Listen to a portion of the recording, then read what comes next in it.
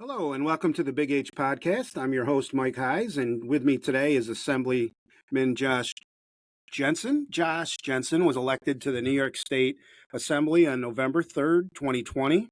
His district includes a portion of Monroe County, specifically the towns of Greece, Ogden, and Parma, and the villages of Hilton and Spencerport. He currently serves as the minority member, of the Assembly Committee on Health, as well as a member of the committees on banks, corporations, authorities, and commissions, insurance, and libraries, and education technology. Josh, it's great to have you along.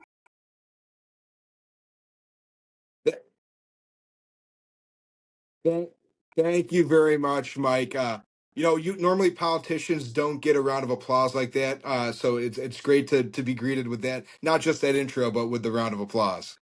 Hey, well, you're very welcome. I used to have a college professor, Dr. Charles Getzinger, I remember, and he used to say, you never clap for a guest speaker because if they're terrible, they don't deserve a clap. Now, I'm going to give you the respect that you deserve. Anybody that runs for politics is a trooper in my book. So it's great to have you along. I look forward to listening to you about your life, your entrance into politics, your past, your family. And I guess what we could start off with is what's a day life in the life of Josh Jensen? I know you've got home and then you Yep. juggle Albany at the same time. Yeah, so I mean, I guess the biggest thing, Mike, is there's no typical average day. When I'm here at home, my wife and I, we have 5-year-old twins.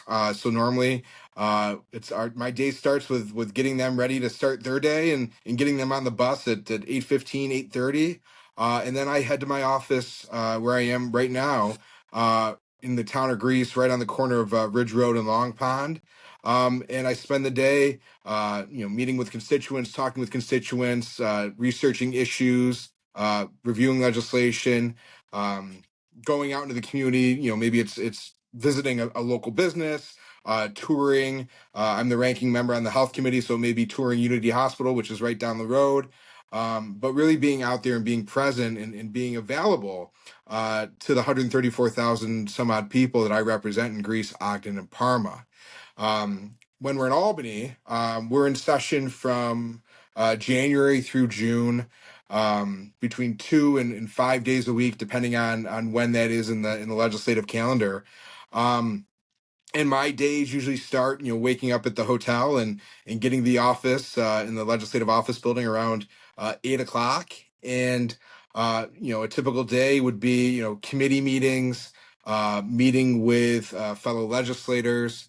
Going down to the assembly floor and debating legislation, voting on bills, meeting with subject matter experts on public policy, meeting with lobbyists, meeting with stakeholders and interest groups, and learning about the issues behind the issues of the legislation and policies that we're considering in the assembly. So, certainly, it's a lot of it is about learning new information. I've never claimed in my entire life to be the smartest person in any room I'm ever in. That includes when I'm in the bathroom by myself.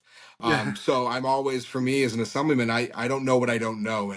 And so I always look at opportunities to learn from subject matter experts and people who have to live an experience every day, and be able to put that into, making decisions on behalf of the people I represent. What's that lifestyle like when you're living away from family and you're by yourself? I would think in hotel rooms, and I think you were telling me earlier off air that you're not really in your hotel a lot, just to sleep. So Yeah. what's that like? Yeah, so that's really just it's about having a place to put your head at night. Typically when we're in Albany, I'm in the office by 8, and between going to different events after session, sometimes session will go very late, sometimes as late as 3 o'clock in the morning, depending on if we're passing the budget or we're at the end of session. But it's typically 11 to 13 hour days. Hmm. And so I don't really spend a whole lot of time in my hotel. I think the only time I've turned the TV on this year was when I watched the Iowa and LSU girls quarterfinal game for the college basketball tournament, which was ironic because my hotel was about a mile from the arena where the game was being played. That's right. So I think that's almost 5 months, I think that's the only time I've even turned my TV on Hmm. in my hotel room. So, it's tough. Like I said, I have 5-year-old twins, and my wife's a saint. But it's tough being away from them. But they're part of the reason why I do this. I want to ensure that we're passing laws and trying to make the state a place where, my kids and everybody's kids and future generations can really thrive and be have the best possible opportunities they can. And so while it's tough to be away from them, I remind myself and my wife and them that, I'm doing it for them. And certainly with how technology is today, able to FaceTime them, Hmm. in the morning, at night, before bed. And, I've been doing this since they were two. So, Hmm. since they've been able to comprehend, like, they've understood that, there's some days where daddy has to go to work, and one of those works is here in Hmm. Greece, and one of those works is in Albany. Hmm. And we took them last year, so they got to see it. So they've at least seen where I have to go. So they understand a little bit more, but it's tough, but it's rewarding because, I enjoy helping people. So you said most of the time you're in Albany between January and June, Yep. was it? Yep. And then when you're commuting, do you just drive by a car? Do you go by train, No, fly, or? I no, I drive my car. I look at Hmm. it's 3.5 hours, almost Hmm. on the dot from my house to the state capitol.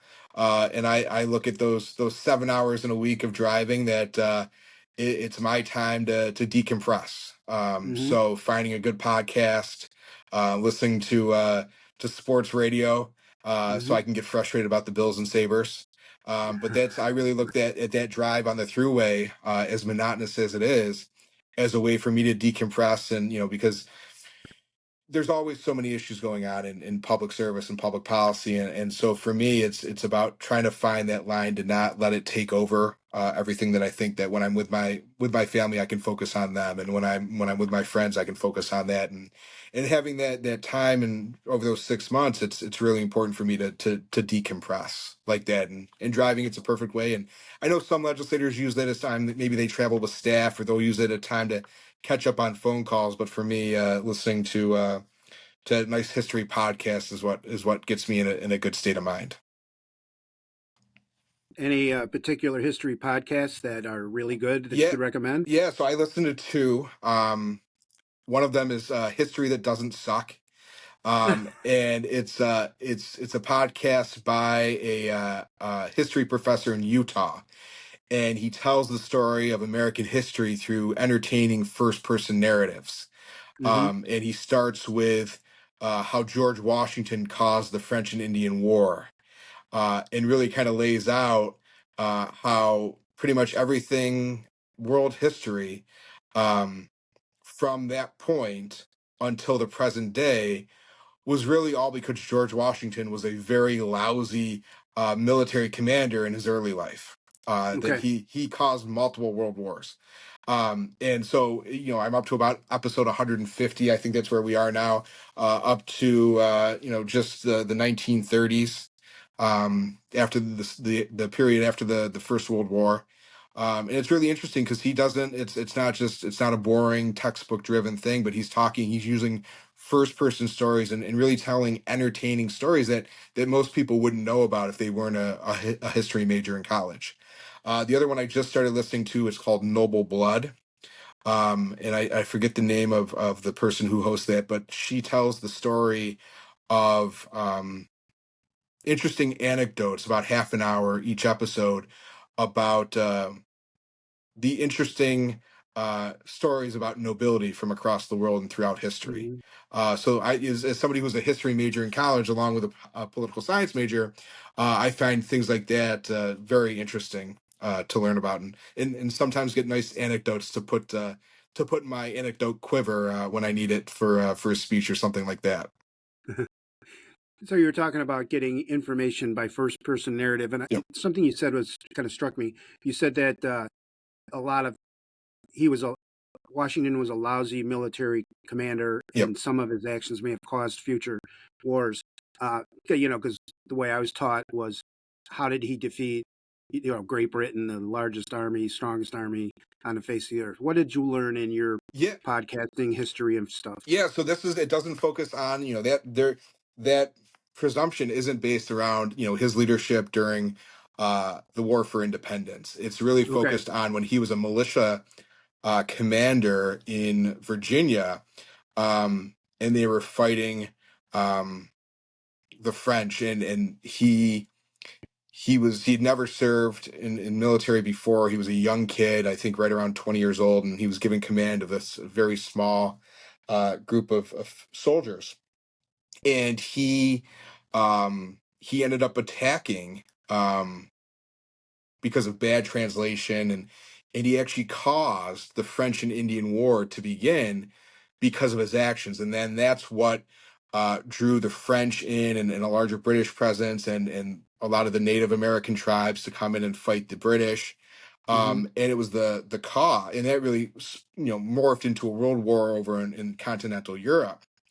And it was the cost that Britain incurred fighting that war and then keeping the colonists safe from native incursions, that led to a lot of the taxation acts that inspired the colonists, Okay. through the Boston Tea Party and some of the other acts of rebellion in the 1700s or in the 1770s.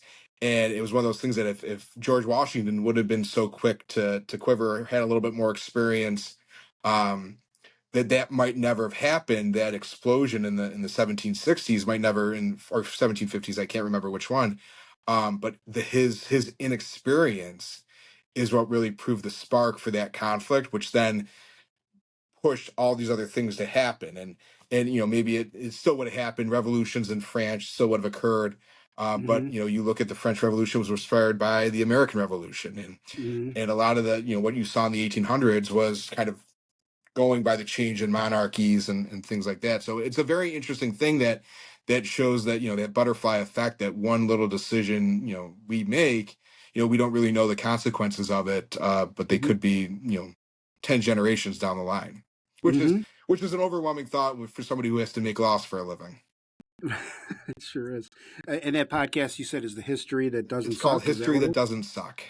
And when you got into that podcast, had you gotten some of that feel prior to in your college courses and stuff like that, being a history major? Yeah, I had focused on early American history, so Mm-hmm. I've extensively studied the founding fathers, and that area, that period of American history. Um, but it was in a lot of my historical education has been about the founding of the nation. It wasn't about that early American history. And so Okay. that's what's been really interesting for me as part of this podcast, is to learn about stories. He did an entire episode about the building of the Brooklyn Bridge, Mm-hmm. and how the way in which that bridge was constructed was really revolutionary, and really changed the nature of how infrastructure was built. Same thing with an episode on the Panama Canal. So he, and I wish I could remember the guy's name, but he's a professor in a university in Utah. But he really goes, he talks about the things that are happening in American history at that time, but he tells the stories of maybe participants in that history that don't really get recognized, but he tells it from their perspective, which is very interesting, and provides a nice view into in rounding out of really what's made our country what it is. It sounds really interesting, actually. I mean, from your description, it might be something that I would like to actually look into. And then you also, the Nobility podcast sounds interesting as well. I might jump around a little bit on Yep. this podcast, but when you're in Albany, are you driving your car around, or do you take the subway, or like how do you get around? Yeah, so that's I drive my car, and then I joke that I drive to and from the state capitol from my hotel, and then I try to walk everywhere else. I usually don't go too far past a 3 block radius from the state Hmm. capitol. Hmm. But I also, I look at that as, there's a lot of sitting in being a legislator, especially when Sure. you're in meetings and sitting on the floor. And so I try to walk wherever I go. and that's, a lot of the different organizations that come up, and maybe they'll have a legislative gathering. It'll be at a hotel that's a block away from the Capitol, and so that's I usually walk everywhere I go, and there's no subway, and and I'll be honest, one of the most of the reasons is because parking is a big old pain in the butt. So that's the other thing. So get some steps in and um, stretch the legs a little bit. Sounds good. All right, now go a little bit back, biographical information. Talk about where you were born, a little bit about your parents and siblings. Yeah, so I'm an only child. Okay. So my parents, I'm 35 years old. So my dad he worked in emergency services. He was a dispatcher at 911 and for the Ridge Road Fire District. My mom, she'd worked at J.C. Penney, a Hallmark store in town, and stayed home for a little bit and was a babysitter.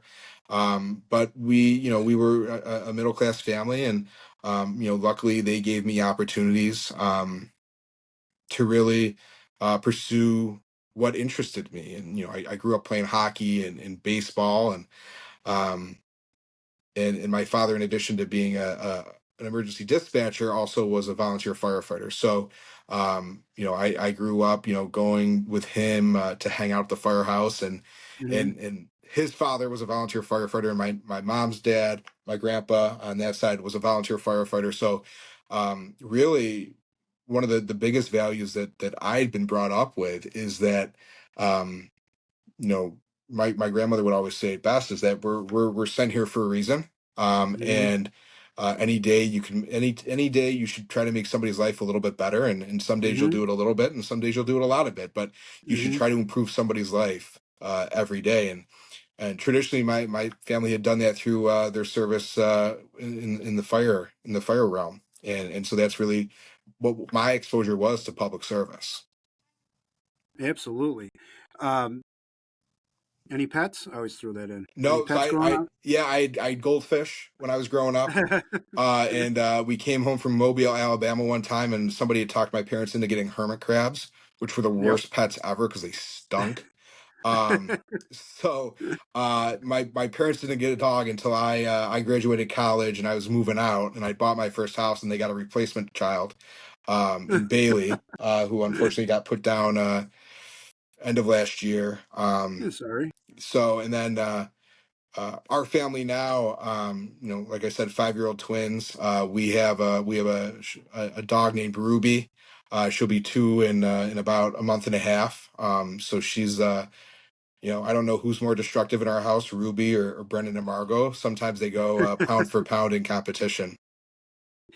I did. Is a rescue dog? Did I read that Yeah, correctly? so it's a rescue Okay. dog. We my wife, when we got married, she had adopted a dog.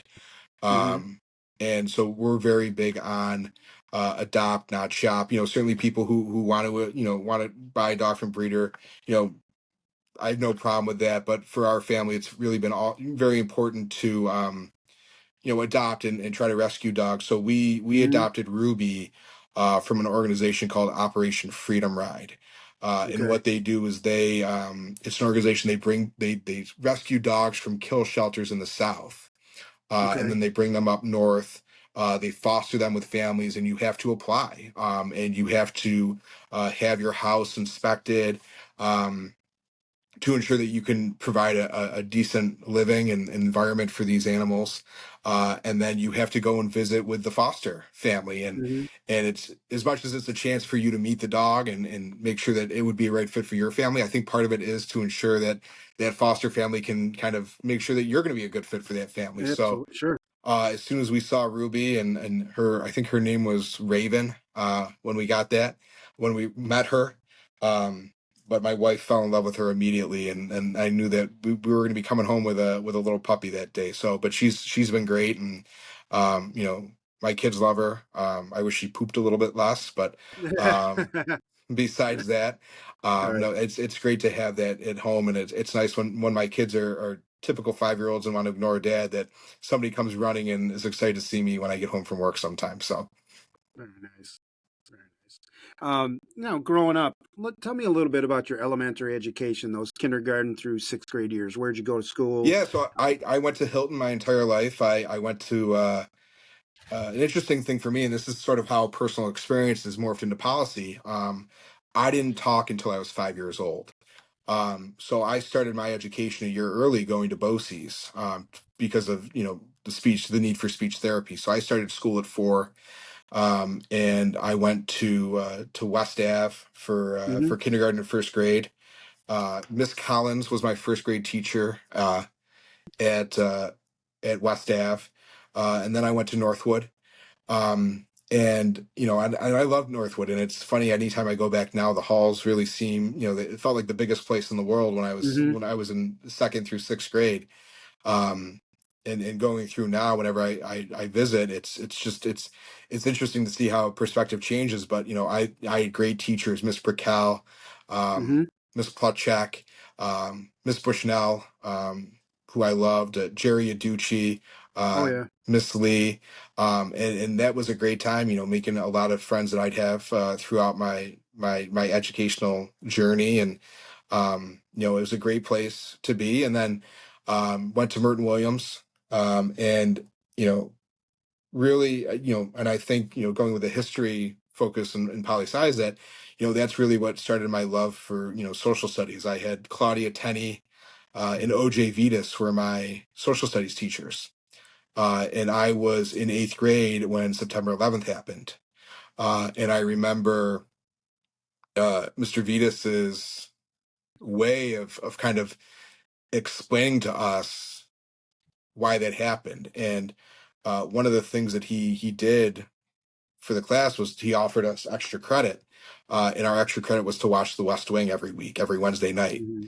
Um, and and that's what that watching West Wing to try to get extra credit in OJ Vitas's class is what really inspired me to take an interest in government. And so if I would have had a different social studies teacher who wouldn't have try to get us to understand the world in which we lived it, I might not be doing this for a living. Um, Hmm. and then went to Hilton High School, um, was on the hockey team for 5 years, 2 years as a manager, three as one of the goalies. And yeah, graduated from Hilton in 2006, and then went on to college. So, but I was a Hilton kid my entire life, even though I lived in Greece. Uh, Gonna go back a little bit in time. You said that you didn't really speak to the age of 5. Yep. How did that formulate? I mean, obviously you're in politics. You speak and write for a living. What was that like becoming better at the craft of speaking from a young age? Yeah, I mean, I don't really remember the I mean, you were earliest young. years. I would Mm-hmm. go to I remember I would go to speech therapy at Northwood. I went up until Mm-hmm. sixth grade, a couple times a week. um and even now, I don't really remember a lot of what was kind of done to make a difference in that. But Mm-hmm. it is funny, like even today at 35 years old, 25 years since that was a big issue for me. Sometimes when my brain goes faster than my mouth, like Mm-hmm. I can tell I'm starting to revert into something not very clear. So for me, sometimes I have to, realize that I've got to slow down a little bit. I've got to make sure that Mm-hmm. my mouth is catching up with Mm-hmm. my brain. And even though, I don't know the tactics anymore, I think some of that is subconscious, that, okay, you got to make sure that you're being understood, and kind of not revert back. So that's something that I even now in what I do for a living, somebody was, and I always joke, people always say, well, why didn't you talk till I was 5? And my smart aleck response is always, I didn't have anything to say. Mm-hmm. Or that I didn't speak till I was 5. Now I don't shut up. Mm-hmm. But for me, it's a lot of that, is I have to kind of remember that sometimes. And, as a parent, my son Brendan, he was speech delayed. Mm-hmm. So he needed early intervention services. And Mm-hmm. my experience and Brendan's experience has really made me somebody who's very passionate about early intervention services, and Mm-hmm. trying to advocate for more funding and more support by the state, so that other kids and other families have access to this life changing therapies, whether it's Mhm. speech, physical therapy, occupational therapy, because it has the potential to change people's lives. And Mhm. I'm a living example of that. Mhm. Yeah, and I think it's a great story for people to know about you. You know, you talked about that podcast where everything's told by by narratives and stuff, and you've got a great narrative to tell in that respect. When you were in high school, I want to go back to a little bit. So that must have been 2003 through 2006, Yeah, probably around. sounds Okay. right. Well, yeah, yeah, sounds right. What was the culture like in the Hilton High School at that point? I mean, there's trends, there's decades or anything like that in terms of music, movies. You know, what was the happening stuff? Yeah, Not that I you think were yeah, happening. I think pretty much everybody could quote every early Will Ferrell Mm-hmm. movie that was out. Yeah. A lot of In Sync and Backstreet Boys, and trying to debate what was the favorite boy band, and who's better, Christina Aguilera or Britney Spears, and but it was also before social media. Mm-hmm. I don't think Facebook really became a thing until 2006, Mm-hmm. when we were all getting our college email addresses for the first time. I think that's right when Facebook was accessible to the masses, and Mm-hmm. I wasn't a big MySpace kid. Um, but that was still when everybody had a flip phone. There were no Mm-hmm. iPhones, so texting wasn't as ubiquitous as it is today, and certainly the Mm-hmm. phones were not as um, able to do as much fun things, be able to have a conversation like this on your phone. Mm-hmm. Mm-hmm. And so I really look at it as, this is going to sound hokey. It was a simpler time where you wanted to talk to somebody, you had to talk to them, you had to, Mm-hmm. see them, and you had to spend time with them. And I think every generation of group of kids gets into the mischief. But I also took, being on the Hilton Cadets hockey team with Coach Farnham and Coach Maffaletto very seriously, and that meant a lot to me. That was something I dreamed up as a young youth hockey player. Like, that was my dream. I didn't want to play in the NHL. I wanted to Mm-hmm. be a Hilton Cadet. Mm-hmm. Um, and so I took that very seriously. And I'm glad I did, because I think the adversity that I faced in playing varsity hockey has served me well throughout my life.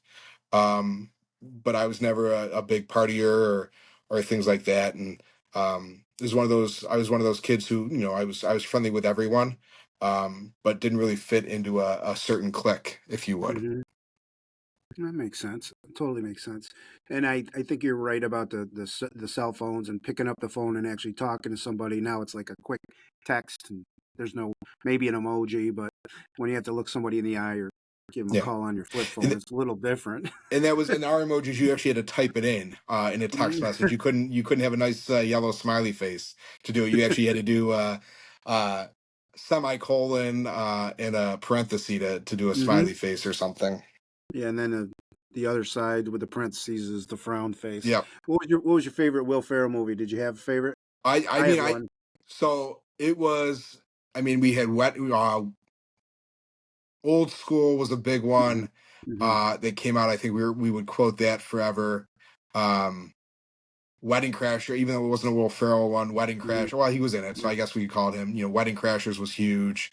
Um, it was just Anchorman. So it was a lot of those, really, that Vince Vaughn, that really funny, quotable movies was what everybody seemed to have a favorite quote. We go through, if I remember correctly, we go through like seasons where everybody would be quoting from one movie.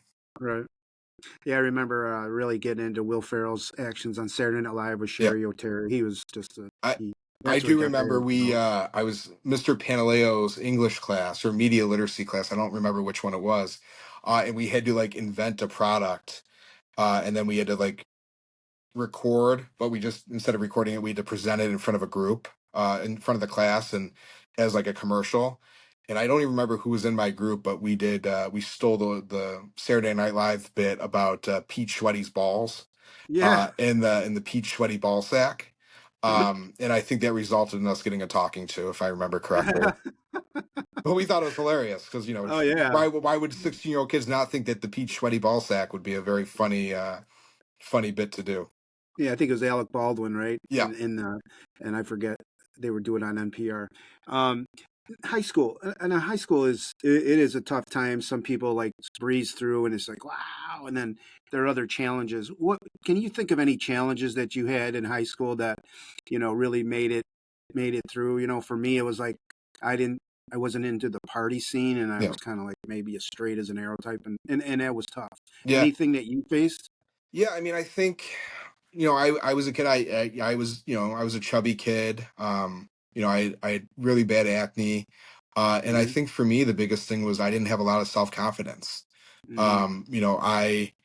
I didn't really apply myself that hard in class. I did enough to be on honor roll. Um, did enough to get into a good school like Niagara University. Um, but I didn't apply myself to my potential. And I think a lot Mm-hmm. of that was a lot of the stuff I wasn't, I would get, high 90s in social studies, but, you know, I didn't really like math. So I Mm-hmm. didn't do that well in math. Mm-hmm. And I think it was that, I didn't really apply myself as much as I should have. But then I also had a lot of self-doubt, um, you know, which is also a very interesting thing for what I do for a living, in my Correct. interactions with my peers. And so sometimes, I didn't probably have every social experience that every other kid in high school did, just because I wasn't confident. Mm-hmm. I feared rejection. I Mm-hmm. feared not being included. So I didn't put myself in positions where people would say no to me or wouldn't include me in things, because if I didn't try to be included, they couldn't tell me I wasn't included. Mm-hmm. And that's something that I look at with a little bit of regret. It's probably not a healthy thing, but at the end of the day, the world works the way it does, and if I would have done things differently, my life might have turned out differently, and I Mm-hmm. wouldn't be married to a woman I love and have two kids that are my entire life, and I wouldn't have a job that's as fulfilling as it is. So, Mm-hmm. but those were the big challenges for me in my high school years. Any friends from high school you keep in touch with, or it's pretty much you guys have gone your separate ways? Yeah, I mean, a lot of it's gone the separate ways. I think I'm a lot of the relationships, it's tough because they're still close friends, who I used to see a lot, but then being gone for over 40% of the year and being in a different Mm-hmm. city, Mm-hmm. it makes it tough. It is interesting when I go to events as an assemblyman, and there'll be somebody there that I graduated with, and then Mm-hmm. it's easy to pick up and catch Right. up and have that familiar relationship. I spoke with, I was asked to read to a Spencerport elementary school, and one of the teachers whose class I was reading into, I graduated with. So Mm-hmm. it is interesting seeing, folks that I graduated with, or were the year ahead or year below, and seeing them, in this capacity, and doing what they do for a living. So, um, and just seeing people around, because that's even when somebody will, they'll reach out and say, "Hey, Josh, we haven't talked in a while. We have this going on in my life. Is that something you could help me with?" And it's like, of course, Mm-hmm. I'm not going to help you because we know each other, but I represent you, and I want to be Mm-hmm. helpful. But it is nice that, I've had a lot of people reach out, who I graduated with, and I think we had a graduating class of like 350, 400. Mm-hmm. And I've had over the past 4 years, 3 years when I was on town board before this in Greece, that I've had a good number of people who have reached out and said, "Hey, Josh, we went to school together. Just want to let you know we're so proud of you, so happy to see you, Mm-hmm. doing what you do." And that's really nice to hear. And that comes Mm-hmm. from people who I didn't spend a lot of time with, or I wouldn't have Mm-hmm. called friends with. And so that's, Mm-hmm. anytime I get a message like that on Facebook or an email, that means a lot to me. Yeah, I mean, I've seen you at. I keep stats for the football team, so I'll see you usually once a year or every Yeah. 2 years, and you come and do the ceremonial coin flip. I think you're there for Coach Lapani's 200th Yep. football, whatever. So, yeah, and I really haven't known much of you until this podcast and doing a little research. In high school, of course, then you took your talents to Niagara. Yeah. What drew you to that Niagara University, and talk a little bit about that school? So this is going to sound very corny, but I grew up playing hockey, and I played travel hockey, and we would have to play games up at the on campus arena when I was a kid. And the way we would drive into campus is we drive by the front of the campus.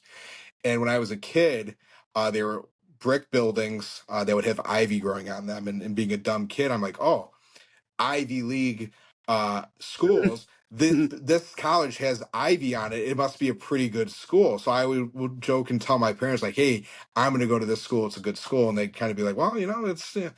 And and I had the opportunity. I originally wanted to be a social studies teacher. My dream was to be like Chris Monfiletto. I wanted to teach social studies, and I wanted to be a high school hockey coach, and that's what I wanted to do.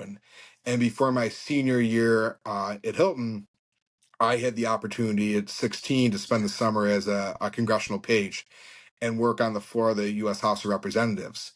And it was that experience there that really said I kind of am interested in this political science thing. And um, Naira has a great education department, and so I was already looking at that for education, and they had a poli sci department, and I fell in love with the campus. It was an hour from my house, and it was close enough where I could come home and do my laundry Hmm. and see my parents, but far enough away where my mother wouldn't be stopping in all the time to see me.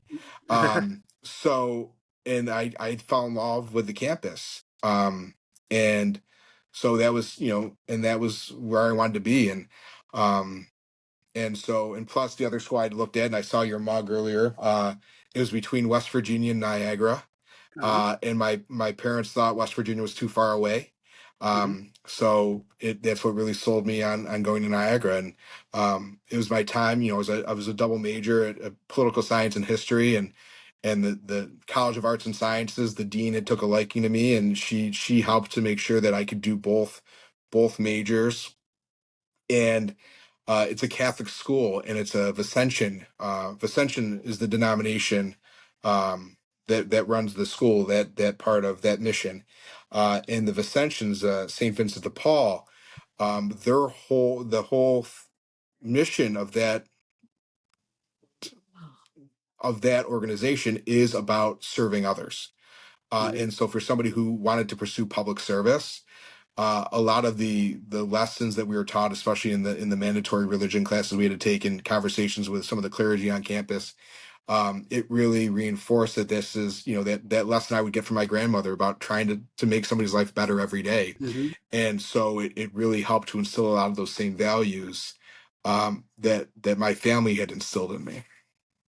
Yeah, it does sound like truly, like you just mentioned. I'm just going to say it in a different way. A great extension from family into Mhm. college. And you said that you're a political science history major, and congressional page. You said you did that. What Yeah. was that like? I Explain it. mean, it was amazing. I was a 16-year-old kid, serving with 30 other 16-year-old kids living in a dorm, Hmm. um, for a summer, and working on the floor of the House of Representatives, and having the run of the U.S. Capitol, and the congressional office buildings, and delivering documents, and sitting on the floor of the House of Representatives listening to debates, and meeting members of Congress, and that was really eye opening. And I've been very lucky to have a lot of really great experiences. Besides being that, when I was at Niagara, I interned at the White House during the last 6 months of the George W. Bush Hmm. administration. And so being able to walk in the footsteps of amazing presidential staffers and presidents, that was really something that one reinforced that I don't want to work in Washington. Hmm. But it also, it was eye opening to be able to work on and have an experience that, unlike a lot of other interns get, that I was able to actually do real policy, and have an exposure to the highest level of government. Hmm. Has really helped. There's still lessons that I carry from that every day, in the work I do now. Any story you want to pass along where you rub shoulders with Yeah. a real So powerful person? yeah, well, not exactly rubbing shoulders, but I worked for I interned for the Deputy Assistant to the President for Strategic Initiatives and External Affairs. And about a month into the experience, the White House Chief of Staff um, decided that he needed interns. So um, his staff had kind of reached out to other members of the White House, and so I ended up working as well and interning for the White House Chief of Staff.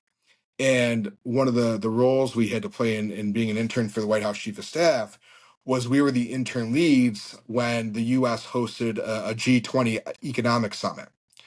So it was a 2-day summit, and the first day we were no, the second day we were stationed. We had to be at the U.S. State Department. But the first day we were for arrivals, we were at the Treasury Department, because the heads of state would be welcomed at the White House by the president, and then the finance secretaries or the treasury secretaries, whatever the nation's called it, would then be welcomed by Treasury Secretary Paulson at the Treasury building. And so we were, I forget what I was doing, but we were trying to get something coordinated. And it was probably something stupid and unimportant, but for me at that time, it was the most important thing that needed to be done. And so Hmm. I was, briskly walking. I'm not going to say running because you don't run at the White House. Hmm. But I was briskly walking, and I turned the corner without looking, and I legitimately ran into the Treasury Secretary. And he was a big man, and he knocked me right on my tush. Because he was also briskly walking, and we Uh-huh. were turning a corner simultaneously because he was trying to get to the entrance to welcome in one of his colleagues from another nation. So when say rub shoulders, I didn't exactly rub shoulders except body check the U.S. Treasury Secretary. I mean, as a goalie, you're used to like stopping things, not bumping into them, I guess, right? Yeah, luckily I wasn't concussed, and I apologized and brushed myself off, and he was fine about it because he was a big guy. Mm. But that's my best rubbing elbows Oh, story. very good. I mean, at least when you knew that you didn't want to have a job in Washington, so Yeah, that came out of that. Um, so you graduate from Niagara. What do you get into right out of college? yeah. So Did you get a job? yeah. So I did. So while I was in college, when I would come home in the summers, I would work for Senator Joe Robach, Hmm. who represented our community in the state senate.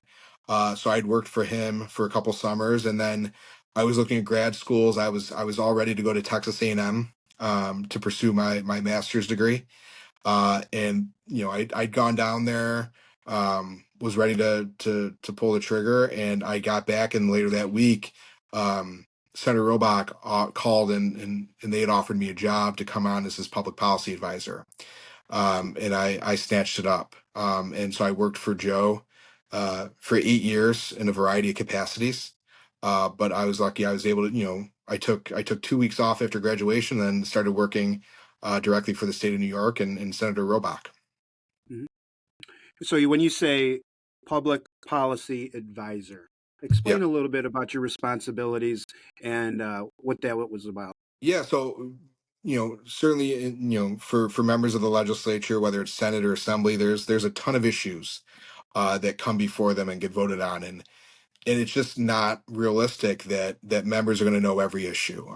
My first 2 years in the assembly, over 14,000 pieces of legislation were introduced just in the Oh. assembly. So Hmm. it's impossible to know everything that's happening or being proposed. So what I would do in that role as a public policy advisor is I would really look at the minutia, or I would dig a little bit deeper into issues, or if he was going to be speaking to a group about environmental policy, I would prepare a briefing memo with a lot of the relevant environmental policy that had been introduced or been discussed, so that way he could have all the information. He might already know it, but at least then it's something on hard copy and backup. Or if a Hmm. constituent reached out and they wanted to talk about a piece of legislation, that I would talk to them and try to get them to understand um, really the nuances of that policy.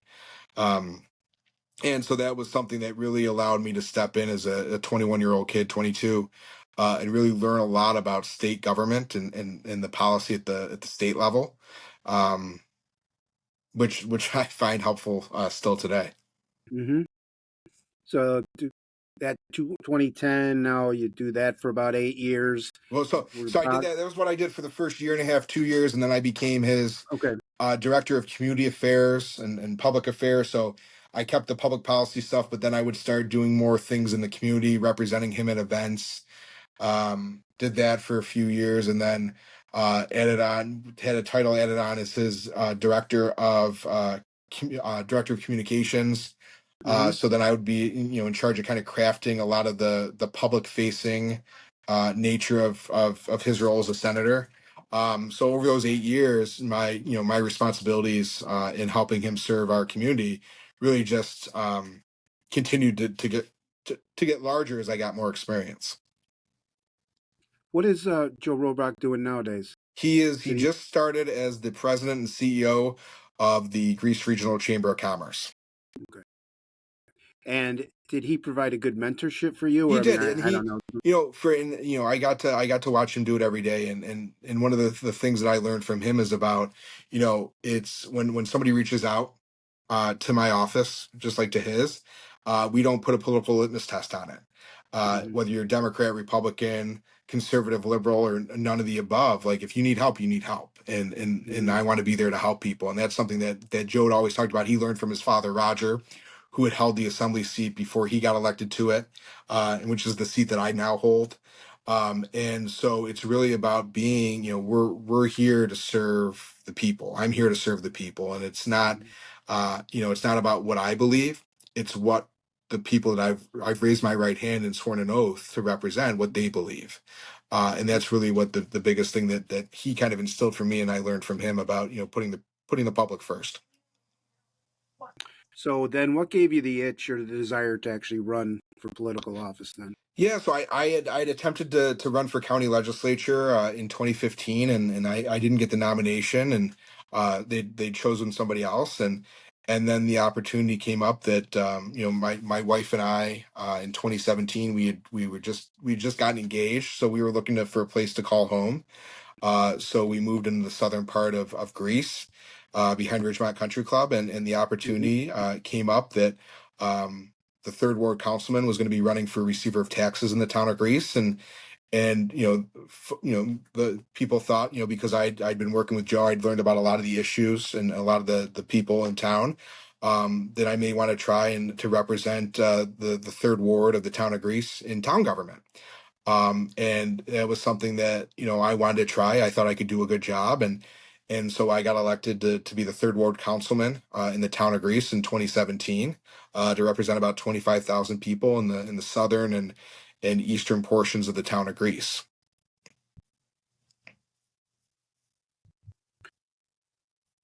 You must have a supportive wife to be in politics. I do. I have a saint of a wife, Hmm. and it's interesting because she also, after she graduated college, she also had worked in government. She had worked for the county for her entire career. And just like my dad would have to be, as a somebody who worked for the Ridge Road Fire District, would have to work nights. Her father was a cop, and Hmm. my dad was the fire chief at Lakeshore. Her dad was the police chief in Gates. So Hmm. my wife and I have very similar backgrounds. That we both worked in government. We Hmm. both had fathers who were in public service, who would have to Sure. work nights, who would have uh, hours where they wouldn't be home. And so I was really lucky that she kind of understood some of the sacrifices that family has to make for somebody who serves. And for me, it's important for me to always remember that the moment I have to sell my soul, or I feel like I can't be there for my family, then it'll be time for me to find a new thing to do. Hmm. Um, because at the end of the day, family comes first. I'm excited. My son, we signed my son up to play soccer. So I think I'm gonna, I may end up being one of the coaches for his team this year. Hmm. So try my hand at coaching soccer. Hopefully his team does better than the team I root for, who's Everton, because they're going to avoid relegation, but it looks like. But hopefully they're the top of the table, instead of just fighting demotion. Did your wife go to Niagara, or what No, university did she she went go to RIT. to? Okay, So her mom had worked at RIT, so they're an RIT family. So gotcha. um, having the district that I do, and the largest town in Monroe County, I don't actually have a college that I represent besides Bryan and Hmm. Stratton, their Hmm. campus on Long Pond. So I Hmm. joke that U of R, RIT, and Brockport always have to compete to be my surrogate education, local institution of higher education that I Hmm. champion. So I tell them they all have to compete against each other, but I advocate for them all equally, along with Roberts and Naz and Fisher. Cool. Um, what was it like being on the campaign trail, running for office? Like, what was that like? Was it? I always have this vision of at a different dinner or a different Rotary Club. Yeah. What was that like? Well, it's it is like that, but really for me, on town board, a lot of it was going door to door, six Hmm. nights a week from July 4th until election day, and knocking on Hmm. doors and talking to voters. Hmm. So I ran for 2 elections on town board. 1 year into my second term is when I made the decision to run for the assembly. Um, and I made the decision to run for assembly, and then COVID happened. And so a lot of that door to door campaigning was not possible during my first election to the assembly.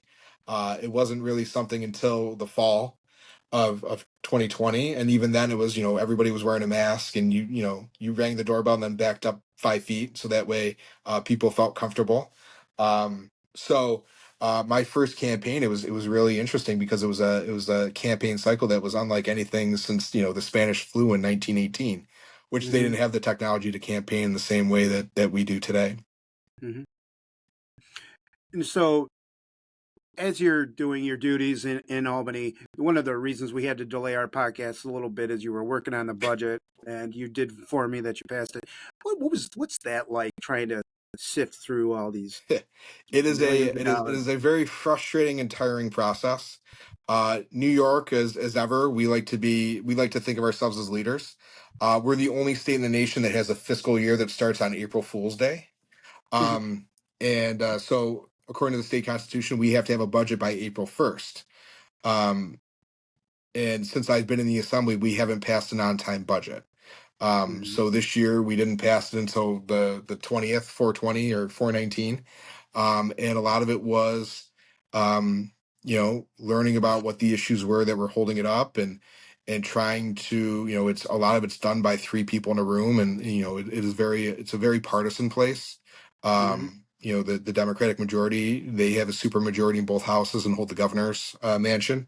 So they kind of control a lot of the negotiations. So, especially on issues of importance to my constituents, infrastructure funding, school aid. The governor proposed removing the hold harmless provision, which would have seen a lot of school districts, including Hilton, lose substantial amounts of state funding. That was something that a lot of legislators of both parties were fighting against. But Hmm. for me, on a lot of the healthcare issues, being the leading one of the leading voices in the opposition on healthcare policy, was trying to ensure that people who had important issues like the CDPAP program for the disabled and the elderly community, funding for hospitals and nursing homes and staffing, were part of the negotiation. So a lot of that was just having constant conversations with my colleagues and different advocacy groups to ensure that people who were having seats at the table knew about the important issues that not just affect our community but across the state. And as he said, New York State is obviously heavily Democratic and stuff. What's it like trying to be persuasive when you know you're up against Yeah. a juggernaut and a brick wall? Well, I mean, I think you got to find like-minded people. Mm. My favorite joke is that the Democratic members of the Monroe County delegation in the assembly, they're not my enemy; they're my Mhm. opposition. Mhm. It's the Senate and the governor that's the enemy. Mhm. So what I try to do is, and I say that tongue in cheek, Mhm. but it's the majority members in the assembly. They're not my enemy. They're people who we're all there to do the same job, to advocate for our constituents. And just like Mhm. I go to Albany to fight for the things that my community believes, folks from New York City do the same exact thing. And I look for people who understand our role, um, and are willing to respect the representative that I am for my people, and I try to present that same respect back to them. So it's really, a lot of it is about trying to find people who are like minded, and who in there are in there for the service, and try to find common ground. And we can do that in a committee meeting. We can do that in just having a conversation over a cup of coffee, or we can do it on debate. Hmm. And that's really a lot of how a lot of the policies that I believe in that I try to push in those ways. What have you learned about yourself, or how have you changed since you've been on debates and conversations with Yeah. people? Have you had to change your style?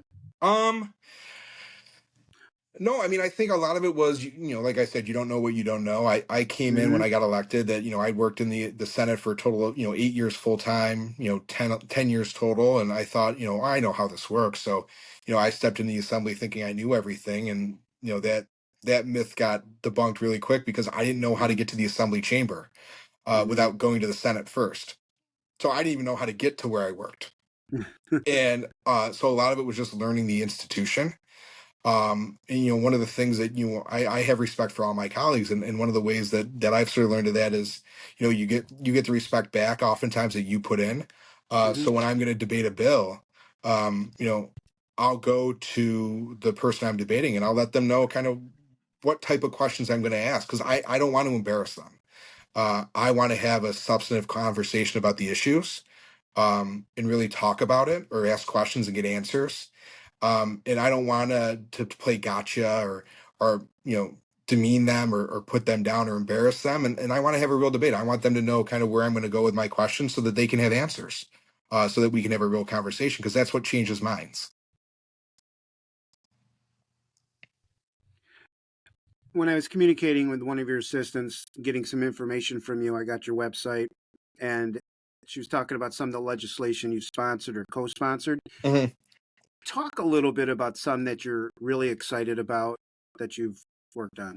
Yeah, I mean, I think one of them that I really excites me is it's called the Everyone Can Play Act. And that was inspired by a young girl in our community, Santi Patel, who actually, when I first started introducing legislation, I didn't know her, but now, ironically enough, she's my neighbor.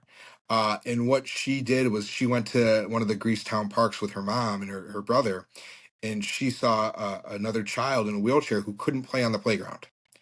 And that made her sad. So she started raising money, and raised over $10,000, and was featured on the Kelly Clarkson show and got uh, the Athena Award from ESL.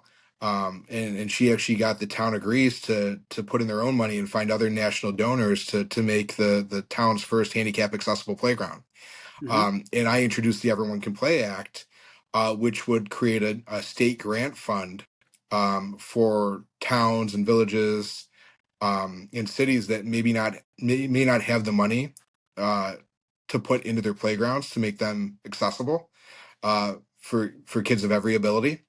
But that legislation was directly inspired by somebody doing good work in our community. And so unfortunately we haven't gotten quite the traction with it because it does cost money. Hmm. But I'm having conversations with my majority colleagues all the time about, this is a good policy, and what can I do to help get that to be part of state law? How long is the term? 2 years that you Two, serve? yep, 2 years. So every even year, uh, every member of the New York State Legislature has to run for reelection. So I'm up for reelection this coming November. Whatever. A couple questions here as we start to finalize it out, and then I'll give you the last word to give your pitch. How's that? Um, Perfect. what are like some 3 words that you would use to describe the communities in which you serve? I usually say just Hilton, but you're kind of Ogden, Parma, Hilton. Yeah, I mean I I mean I'm going to break the rules and it's going to be more than 3 words, but it's You're a shocking that politician. a politician would have more words. I honestly think that my district's really a microcosm of the entire state. Hmm. You look at Greece, and you have, you go from the Dewey Avenue corridor, in the southeast portion of the town to, you know up along the lake, and you can have homes that are, 25 worth $25,000, to homes that are in the millions. And Hmm. it's a real diversity of race, ethnicity, um, economic incomes, values, and you have that just in the town of Greece. And then as you head out to Parma and Ogden, you have more rural communities, but with village centers. And so a lot of the communities that I represent, mirror what New York State is. You know, you have a pseudo urban neighborhood in the southeast portion of Greece, but yet you have rural farmland where houses are half a mile apart from each other. You have suburban tracks. You have small town village centers. And really, I think every slice of life you get in the state of New York, you get in the 134th Assembly District. Anything on your bucket list, do you think, once your time of service is done? Anything Uh, you'd like to do? no, I mean, I just, I want people to, for as long as I have the opportunity to serve, I want, I hope people see me as somebody who is a responsive, public service oriented voice for them. And I don't look at my role and what I do on a daily basis as a means to an end. I'm not looking at this as a way to run for Congress or governor or U.S. Senate, or county executive. I do this because I love these communities. I grew up in Greece, went to Hilton schools. My mother graduated from Spencerport. I deeply care about all three of the towns that I represent. And for me, I want to ensure that they have a voice in Albany that reflects who they are and what they want and their vision for New York State. And so I hope, I guess my bucket list is that when people talk about me, whenever I'm done, is that they don't say I'm just another politician. That's my that's my biggest hope. I don't need something named after me. I don't need Hmm. a fancy appointment to something or the next fancier title. I hope when people look, whenever my service is done, people say, you know what, Josh was a good representative. He cared. He gave a damn. Right. And I think you said it earlier. You also think about your kids and Yep. stuff, and what you leave for them. Um, you're a history guy. If you could name one, two, or three people from history you could have dinner with and pick their brain or whatever, just who would it be? Um, Teddy Roosevelt would be the first one. I think he was also a former minor assembly, the leader of the Assembly Republicans when he served in the New York State Assembly. Uh-huh. So I'd love to pick his brain about what that was like. But also, he was a guy. He was a man of contradiction. Hmm. He was an elected, Republican president who also was a progressive, and that he fought for environmental policy and he took down the monopolies. And so I'd love to pick his brain about what his journey in public service was about. Um,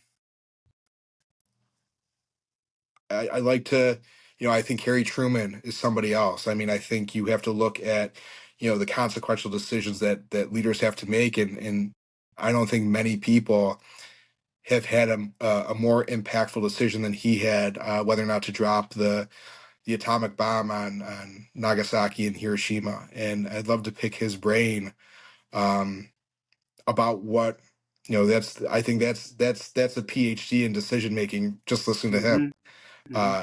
or I'd imagine it would be. Um, and then I think the third, um, that's a you would think somebody would have asked me this question at some point. Um, I'm gonna go with super nerd, Alfred the Great, um, Okay. who in the 800s, 900, right around 900, he was seen as really the first king of England. And he was the one who brought all the Anglo Saxons together to drive out the Viking invaders to England, to Britain. Um, and that was, I think that would be just a very interesting person to talk to because, he had to unite an entire peoples against a foreign invader. Even though I think my ancestry.com would say I'm 100% Viking, Hmm. with my Danish and Irish heritage. But I think I'd love to just hear about what that was like to try to unite a whole peoples against a foreign invader. Very cool. Now he's got some fun ones. Favorite food? Salmon. Salmon. Oh, Yeah. good. Favorite TV show? I know you're saying you don't have a lot of time for television, so. Yeah, so I'm gonna say my all-time favorite is West Wing. I think I've Hmm. watched the entirety of West Wing, probably about 10 times. I can quote entire. There's another member of the state assembly Ed Ra, who will sometimes, when something's happening on the floor, will just send each other West Wing quotes. Hmm. So I'd say probably West Wing is my favorite. Yeah, Martin Sheen, right? Yeah, Allison Janney. Okay, I got it. yeah, Favorite movie? We kind of touched on it. I don't know if you're a comedy guy or yeah. a serious movie guy. Um, I'm gonna go with one that's really off the wall. And I don't love the entire movie, but it's one that I could watch all the time. For the love of the game. This is about baseball, right? It's a baseball movie. It's got Kevin Costner in it. And I think that the baseball portion of that movie, not necessarily the love, the romantic part of it with Kelly Preston. I think Dollars to Donuts, the baseball part of For the Love of the Game, is the greatest sports movie in history. If you could just cut out all the other ancillary parts, but just focus on the Hmm. baseball, I could watch that. I could watch that every day. I haven't seen that, but I'm going to take a peek. Yeah. Favorite book? So I'm gonna say my favorite book is a book called Ireland. I can't remember the author, and I don't think I have it here. We actually, it's a fictional story, and it talks the story about tells the story about um, an Irish family where a storyteller who just travels from town to town, village to village, comes and stays with his family and um, tells Irish stories. And then it's kind of intersected with stories about the family. But one of the stories that the storyteller tells is about Brendan the Navigator, and it's that story that was the reason why we named our son Brendan. Okay. And then you actually have a day off where you don't have to campaign, you don't have to work. What's your best leisure activity? My best leisure activity is um, I don't know if it's my best. It may be Or my most fun, most most fun. enjoyable? I I wish I could golf a lot more. I should say it's just hanging out with my kids. Uh-huh. But that my hairline would probably not reflect that quite so much. I love being out there, to play golf. I can't play hockey anymore because of concussions, but I think Hmm. if I could do anything, you gave me, any option to do anything, I'd love to just get a clean sheet of ice and, put my skates on and just skate around on the ice for an hour. So either golf or try to play hockey or just not have to think. I like it. Any final thoughts for us? No, I just want to say, Mike, thank you for having me on and being able to share a little bit about my life and my service and kind of what has helped me to inspire me and make me who I am and giving me this opportunity and this platform. I appreciate it. Well, no, it's the appreciation is all mine, and I like this podcast because we portray people from Hilton that have gone on to do some pretty spectacular things, and you're still in the middle of what you're doing. And I like to learn about people, and I usually get off my podcast and tell my wife all these things that Yeah. I just learned about you. And I usually will see you probably at the Hilton football game, and you Yeah. better say hi. I will, and I'm going to knock on wood here, but I've done it. I've done the coin toss 3 times since I've been elected to the assembly, and the cadets are 3-0. So, I was uh, going to ask. 3-0. So I don't want to say I'm a good luck charm because I don't want Coach Lapani to think that I have to come to every game. But that's one of the things I'm most proud of in my career so far. So Well, Josh, Assemblyman Josh Jensen, thank you very much for joining us, and we hope to hear from you real soon. all right, thanks, Mike.